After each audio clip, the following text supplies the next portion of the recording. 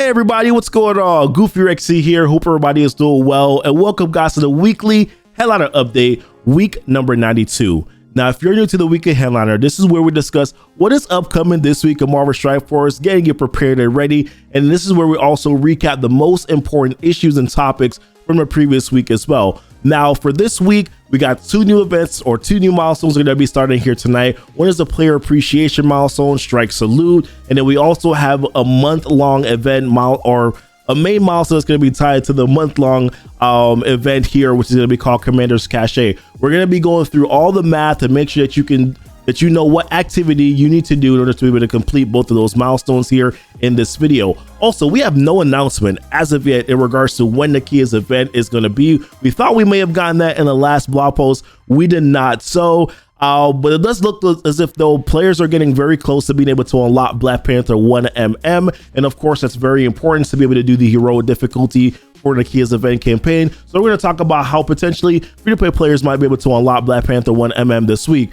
Also, no Strike Pass Tier 4. That was supposed to be implemented last week. It was not implemented. So we're going to talk about why that potentially happened, because it looks like we may have an answer as to why. Also, what's going on with Mr. Negative? My man's offers has been in the store and then nothing has happened. We don't know what's going on with the event. We'll talk about that briefly in this video. And then also some rumors, right? Tana made a video talking a little bit about Sinister Six characters and potentially some reworks here and then some characters that could be coming new to Marvel Strike Force. We'll go over that briefly as well in this video, guys, and so much more. And if you're ready for it, let's start right now.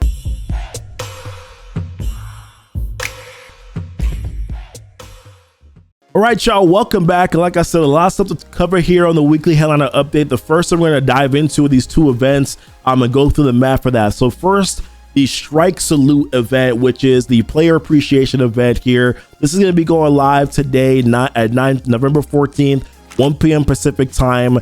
There's going to be this milestone that's going to go live. And the way that you get points for this here is that you spend campaign energy, you collect Strike Salute tokens from daily objectives, from the Cure Web milestone, from free daily claims on their website, and it's a 7-day milestone, and that's how you get your points for it here.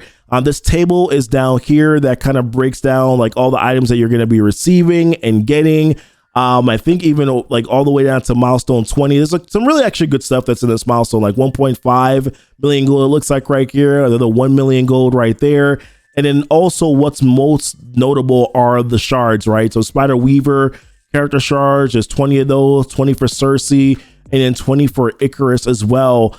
And the points break down. So 2 points for spending campaign energy, and then 1 point for collecting Strike Salute tokens. So let me pull up my notes here on this to kind of go through like what activity you will need to do in order to be able to complete and get through this entire milestone here. So I'm going to move myself over to the side just so I'm not in the way here.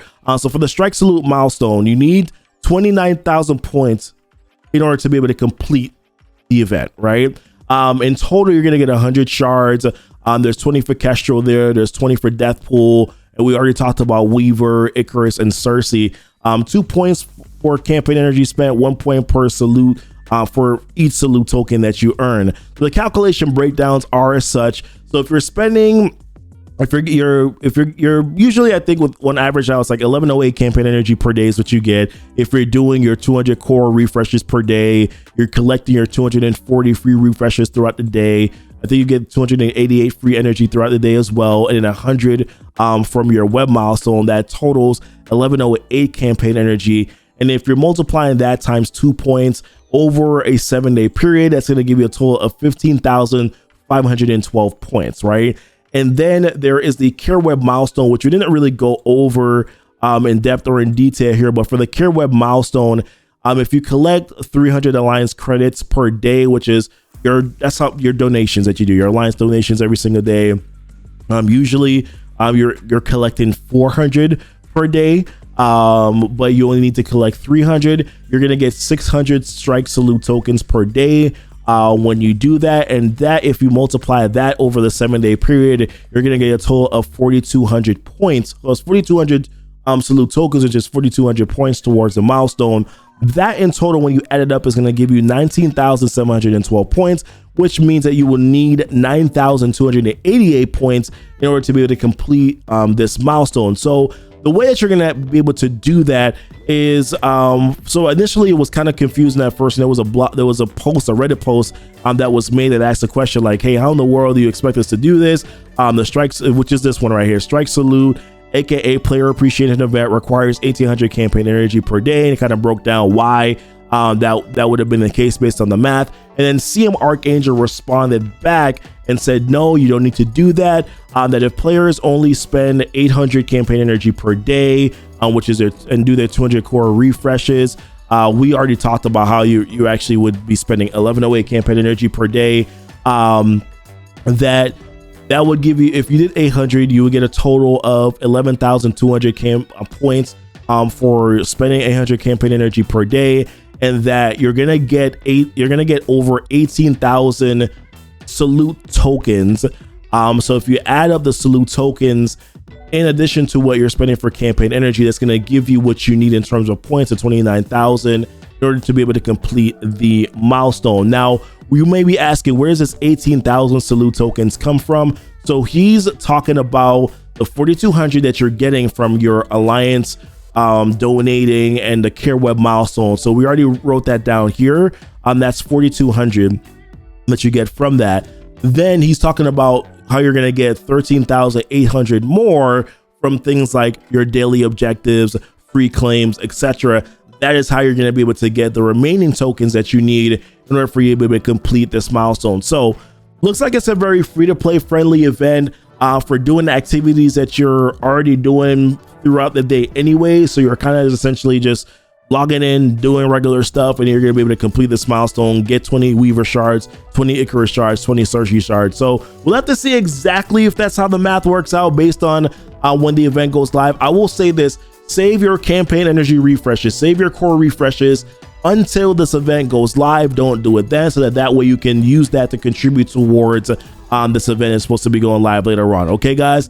So don't spend any of your campaign energy, wait on it until the event goes live, and that's when you do it at that point. Now let's shift gears here. Let's talk about the next event, which is Commander's Cache. This one is a very straightforward milestone. Now, I don't know if everybody's gonna like the activity that you need to do in terms of like what you have to spend in order to be able to complete the milestone, but for the most part, it's not as convoluted as like you got to blitz XYZ times and then log in. Like it's not that bad. So let's jump over to that really quickly here. So the Commander's Cache, which is a main milestone for the First Panther event. So it's one of the milestones that's going to be given one of the boosted items here. It's a 7-day milestone that starts at the exact same time, 1 p.m. Pacific time, as a Strike Salute event. Did we say it was a 7-day milestone? So yes, it's a 7-day milestone.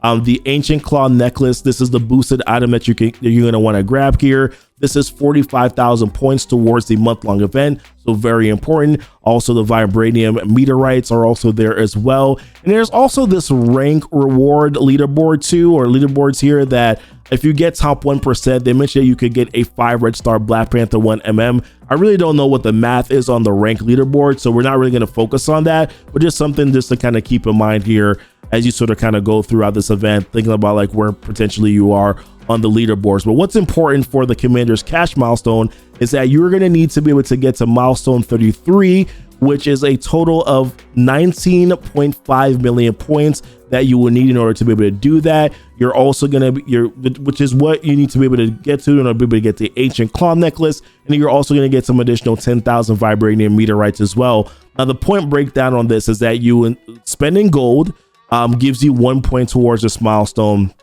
Spending power cores, it's 2,000 power cores. 1 power core spend is 2,000 points. War Battle gives you 100,000 points, and it mentioned here collect Commander Cache milestone points, that's 1.2. So let's jump over to what I wrote down here in terms of notes, and then we can kind of go through the math on that. So quick recap: 7-day milestone, you need to get to milestone 33, which is a total of 19.5 million points needed for the Ancient Claw. 1 gold spent gives you 1 point. 1 power core gives you 2,000 points. War Battle gives you 100,000 points. So scenario 1 is what I broke down here. So if you're spending 200 cores per day, multiplying that times with 2,000 points there over a 7-day period, that's going to be 2.8 million. if you do 11 war battles, I kind of just broke it down. I think usually what I see is people do 10 to 12 war battles every war. So I just stopped it in the middle and it did 11. So 11 times 100,000 points here. It's over 3 wars. Is going to be 3.3 million. That gives you a total of 6.1 million, which basically means that the remaining amount, which is from this scenario 1 here, is 13.4 million. That's the amount of gold that you would need to spend in order to be able to make up for to get to the 19.5 million points that you need, which is like, it's hefty, right? It's a very, very hefty price there to spend. It's 1.914 million gold per day. Now I know some endgame players like myself, I'll probably be able to do this fairly easily. But at the same time, I know that it's kind of a stretch on some earlier players that may not be able to do that. Or maybe mid-game. It depends on your gold allotment per day. This may be a little challenging for some players to be able to do. Now, if you're doing scenario 2, like if you're going to be in scenario 2 like myself, where I basically spend 400 cores per day because of my ISO campaign energy refreshes. I spend 200 cores on that, and I spend 200 cores on my regular campaign energy refreshes, right? So that's gonna give me a little bit more points. Also, coordinated assault is going on right now too, so doing your core refreshes for ISO campaign energy may not be a bad direction to go in to help out your alliance as well, to be able to get some much needed rewards there as well. But yeah, if I do that scenario, if you go with this scenario, that's 5.6 million points there. 11 war battles is still 3.3. Your total here is 8.9, which means that you only need to spend 10.6 million gold over 7 days, which is basically 1.5 million gold per day. It's easier digestible to be able to do something like that than it is to probably spend the 1.9 million gold per day. Now, I will say that this may hurt a little bit, because if you're looking at things like the Nakia event campaign, like cores may be a little bit of an issue for you right now. So hopefully this is not too bad and too taxing on a lot of players. I did pull up like an Excel spreadsheet of like a list that somebody, I think it was Yuletide, I think did this a while ago, where this is like a year and a half, I think, old now. So this has not been updated in quite some time, but there was basically like this Excel spreadsheet that broke down like all of the stuff, the activity that you do in the game, like your daily objectives, your campaign energy, your blitzes, all that, and kind of gave an average as to like how much gold you get per day, right? And like back then the amount was 1.5 million, and this was before they did the infusion of gold. This was before they made the changes in Alliance War. So for a lot of people, like you probably are getting enough gold to be able to spend and get through this, and to be able to spend your gold and be able to get through this event.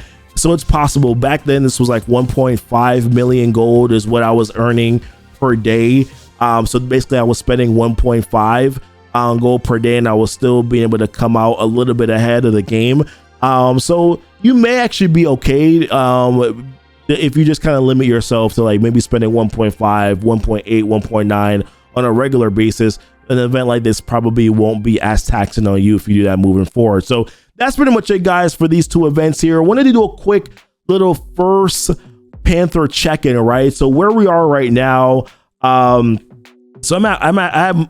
so you guys are probably in a different place, but we're probably around similar places, right? Like if you've been doing all the activities in the event so far, you're probably around milestone 25-ish, right? So I'm here right now at 105,000 in terms of my points this week so far. So from the Commander's Cache event, you're going to be able to get a total of, if you get to the Ancient Claw, you're going to be able to get a total of 73,600 points from that milestone, from Commander's Cache.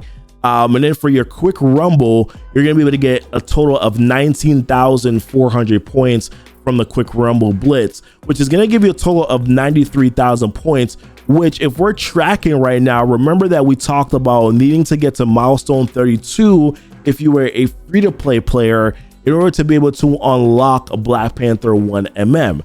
So it looks as if though you may be able to get Black Panther 1mm unlocked before the Nakia event starts, which I think could be helpful for players who are going to be looking to do that heroic difficulty for Nakia's event. So in my opinion, like, this makes it a little bit easier to digest the fact that you will need to use these characters, use the War Dogs characters in the event campaign. I hope that this is going to be helpful where that's concerned. And yeah, I suspect that probably Nakia's event is going to be maybe next week Monday or maybe next week Friday. We'll have to see where that is concerned, but it wasn't announced in this blog post, so it'll probably be pushed out right for another week. Now, speaking of Nakia, right, her impact on the War Dogs has been pretty special, and I'll pull up this video here. I'm going to move my camera back over to this side just so I can block, so you don't have like goofyception or whatever. But no, seriously, this team has been really good, and Nakia's impact on the War Dogs team has been pretty good as well. So this right here, this footage behind me, is me doing some war testing here. I actually made a video about this and posted this and showed my 762k War Dogs team, 862k in war. Actually, no, 729k outside of war, and then in war, 862k here, going up against like doing like 200k punch-ups against Young Avengers. And I mean, really strong team. Nakia's impact on this team has been phenomenal and sensational. A lot of damage, the pings, an insane amount of control that you're able to get from just being able to kind of pick on and choose and get a character down. So her impact has definitely been there so far. Now there's still a lot of questions in regards to not. I would say the questions probably are weigh in on, okay, well, what? And I'm fumbling a little bit here, but the questions I think weigh in on, okay, well, how viable will the War Dogs be in the Scourge event, right? I still think that like the Bionic Avengers are gonna be the better team, but the Wakandans are gonna be incredibly impactful and important if you're gonna want to do these higher Scourge runs, right? Like that's where you're gonna start to see the impact. They're gonna be the differentiator between you getting a 6-star or you potentially getting a 7-star. Archangel is gonna be your investment into your Wakandan team. The comp that I was given a sort of an interesting comp here that I didn't try out. It was Shuri, Black Panther, Okoye, Black Panther 1mm, and then M'Baku. A lot of people are recommending that right now for if you're going to be using this team in Scourge. And I think a lot of the reasons why, because I was telling a lot of players to probably be skipping M'Baku now, especially being that, you know, Black Panther 1mm and also Nakia are released. But my understanding of this is that M'Baku is still pretty important. Number one, he can taunt and take some hits off of some of the other characters. But then also as well, you have the charge. He's given charges as well. So charges to Black Panther, which could be really helpful. Charges to Okoye. So charges to characters that need charges and could definitely benefit from charges. Also counters, right? So looks like M'Baku still may have a place on this team here. Potentially, maybe want to use him as a part of the Scourge. As part of your Scourge team. I also have some footage on my channel as well where I went through the Wakandans and also went through Bionic Avengers and how they perform in the Scourge event. And both honestly did really well. Bionic Avengers did outclass them a little bit, but was still surprised as to how well the Wakandans actually performed in the Pestilence Scourge event that I did the footage for. So that's pretty much it as regards to that team, guys. Now the next thing I wanted to talk about here is the Strike Pass. So this past week we had a Strike Pass that was released, a new Strike Pass here for Viv Vision, right? And this went live, and it was also listed that in number one in the in-game mail, and then also here, as you can see, that we're gonna have a tier 4 level 80 for the Strike Pass. Now, a lot of us are assuming that that's probably means it's going to be like teal gear, or they're going to be adding some of that stuff in there, which I think would be very well received by the community. But as you can see, I'm still rocking tier 3, although tier 4 here says that once you're level 80 above, that you're going to be having Strike Pass 4. So not entirely sure what happened there, but there was somebody that shared a screenshot with me. They asked a question to the devs in regards to, okay, well, what's going on with the Strike Pass tier 4? It still shows that I have Strike Pass tier 3 right now that I'm listed at. So this was a message from customer support. First and foremost is customer support from Scopely. So grain of salt, right? But this is Saab, and thanks for writing in along with the screenshot. After consulting with the team, we've confirmed that the Strike Pass Tier 4 has not been implemented yet, but we'll make sure to keep the players posted either through an in-game message or via our website, so please stay tuned. Rest assured that you have the correct Strike Pass tier based on your current level. We do apologize for the confusion this has caused. Let us know if you need any help with anything. This is comical. It's like, well, why talk about it? Why say it's there if it's not actually there, right? Like what happened there? Not surprised. This has been they do this all the time with offers, right? This thing is in the offer, this thing is not there realistically.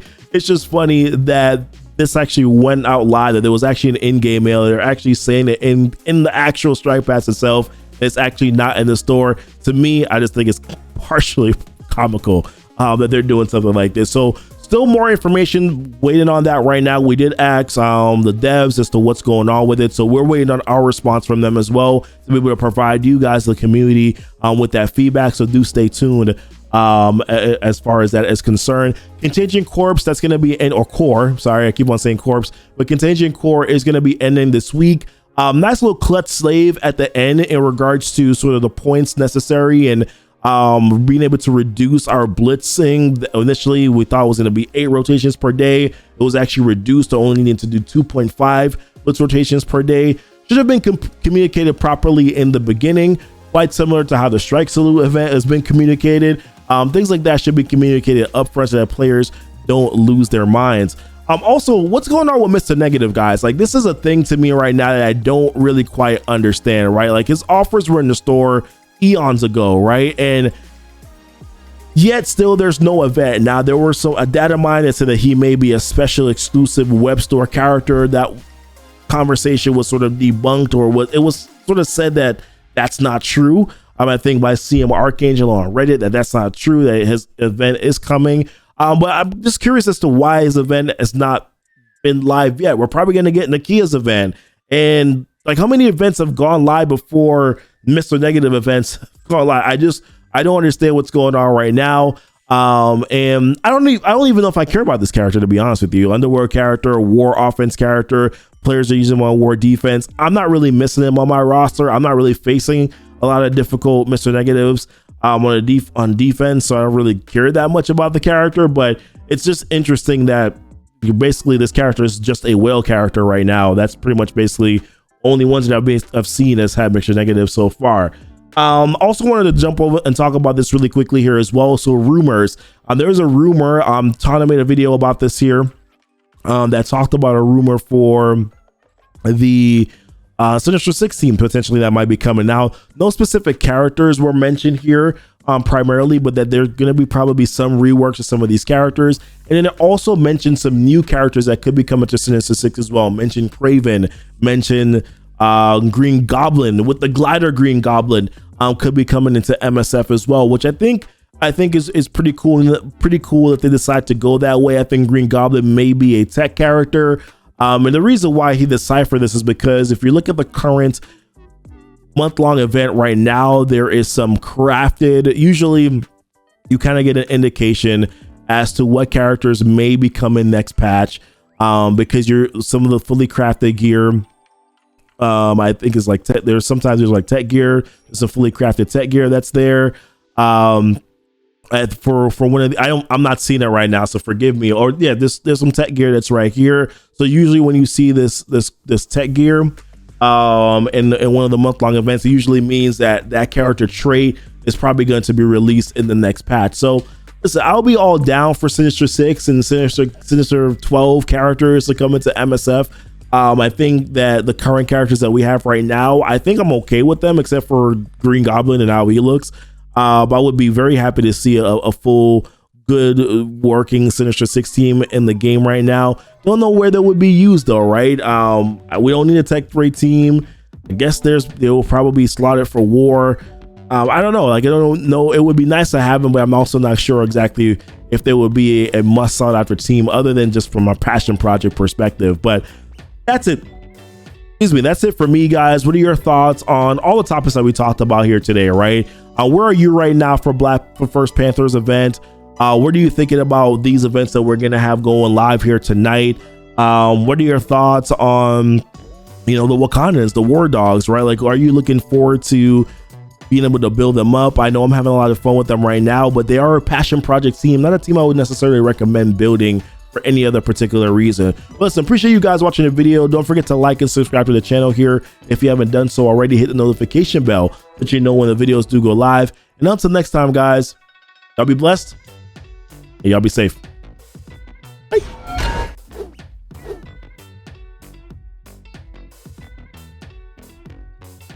Wakanda forever!